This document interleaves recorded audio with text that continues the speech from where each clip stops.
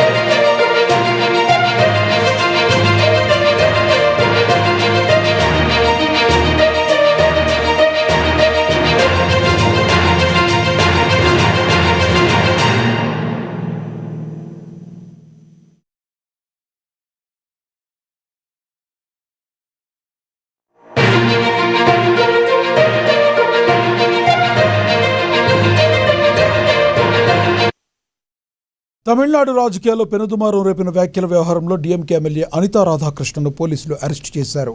CM Vijay ప్రముఖ నటి త్రిష్పై ఆయన చేసిన అనుచిత వ్యాఖ్యలు తీవ్ర వివాదాస్పదమయ్యాయి. ఇటీవల జరిగిన ఓ సమావేశంలో రాజకీయాల్లో ఇరుక్కుపోయానని విజయ్ బాధపడుతున్నారు.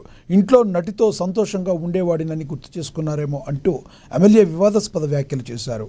దీనిపై కేసు నమోదు కాగా ఆయన దాఖలు చేసిన ముందస్తు బెయిల్ పిటిషన్ను మదరాసు హైకోర్టు కొట్టేసింది. దీంతో పోలీసులు ఆయన అదుపులోకి తీసుకున్నారు.